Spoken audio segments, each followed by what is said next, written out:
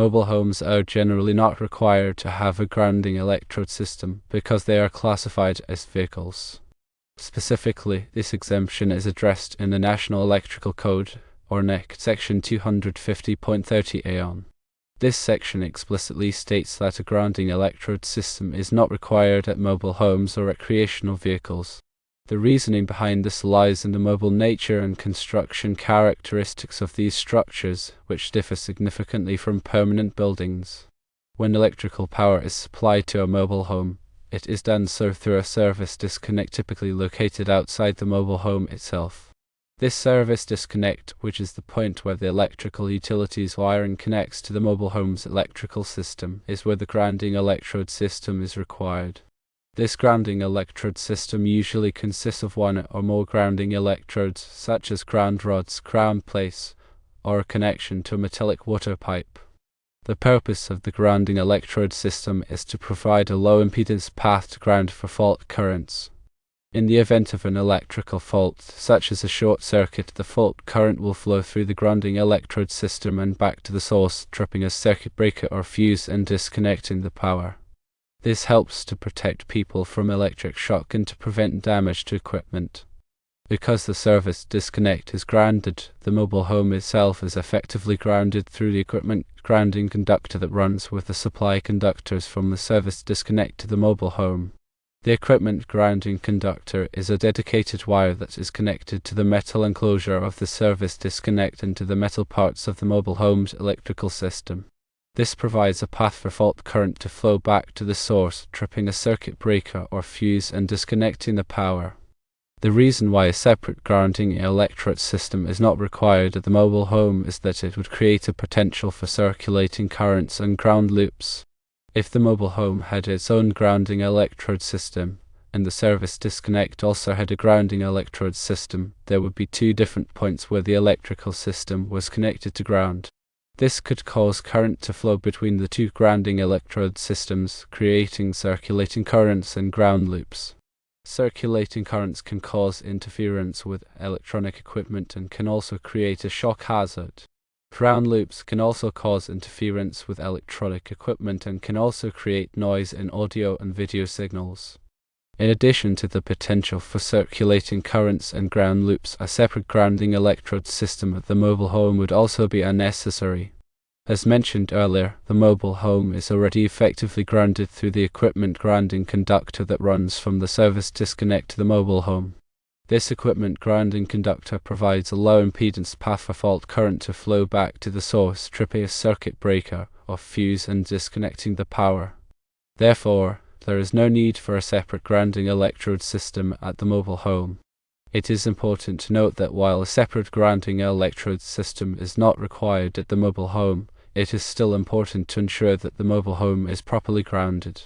This can be done by ensuring that the equipment grounding conductor is properly connected and that the service disconnect is properly grounded.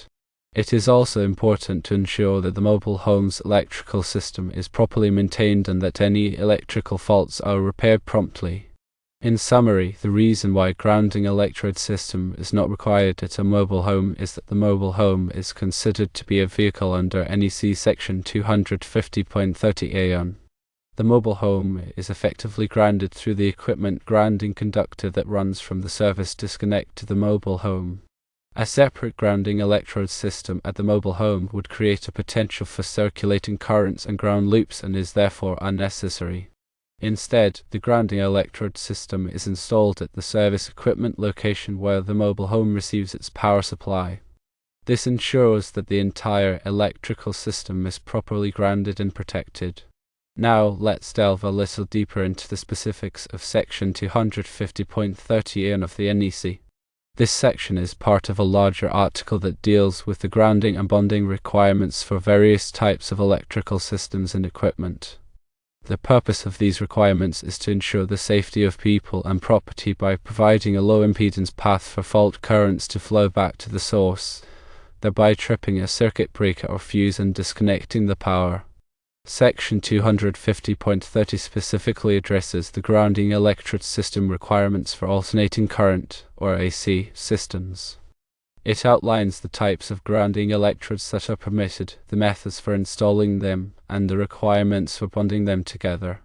However, as we have already discussed, Section 250.30a provides an exception to these requirements for mobile homes and recreational vehicles. This exception is based on the unique characteristics of these structures and the way they are connected to the electrical power supply. Mobile homes are typically designed to be transported from one location to another, and their electrical systems are designed to be easily connected and disconnected from the power supply. This means that the grounding electrode system must be located at the service disconnect, which is the point where the mobile home is connected to the power supply. By locating the grounding electrode system at the service disconnect, it ensures that the entire electrical system, including the mobile home, is properly grounded. In addition to the exception for mobile homes and recreational vehicles, Section 250.30 also provides exceptions for other types of electrical systems and equipment. For example, Section 250.30 provides an exception for separately derived systems such as generators and transformers. These systems are required to have their own grounding electrode system, but the requirements are slightly different than those for service entrances. Similarly, Section 250.30a provides an exception for electrode systems used for lightning protection. These systems are designed to protect buildings and equipment from lightning strikes, and they have their own unique grounding requirements. It is important to understand the specific grounding requirements for each type of electrical system and equipment to ensure that it is properly grounded and protected. The NEC is a complex document, and it is essential to consult it carefully to ensure that all electrical work is performed in accordance with the code. Now, let's consider the potential implications of not following the NEC requirements for grounding and bonding. Improper grounding and bonding can create a variety of hazards, including electric shock, fire, and equipment damage. Electric shock can occur when a person comes into contact with an energized metal object that is not properly grounded. If the object is not grounded, the fault current will flow through the person's body to ground, which can cause serious injury or death. Fire can occur when a fault current flows through a high-resistance path, such as a loose connection or a damaged wire. The resistance to current flow can cause the conductor to overheat, potentially igniting nearby combustible materials. Equipment damage can occur when a fault current flows through sensitive electronic equipment. The fault current can damage the components of the equipment, rendering it unusable. Therefore, it is essential to ensure that all electrical work is performed in accordance with the NEC requirements for grounding and bonding. This will help to protect people and property from the hazards of electricity. In conclusion, while a separate grounding electrode system is not typically required at a mobile home due to its classification as a vehicle under NEC Section 250.30a, proper grounding and bonding are still essential for ensuring electrical safety. The grounding electrode system is located at the service disconnect, which is the point where the mobile home is connected to the power supply. This ensures that the entire electrical system, including the mobile home, is properly grounded and protected.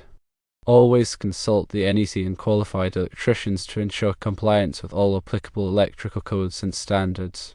This explanation helps to clarify the specific code requirements and the reasons behind them, ensuring a safer electrical installation. Understanding these nuances is crucial for anyone working with electrical systems in mobile homes or recreational vehicles, promoting safety and compliance with the NEC.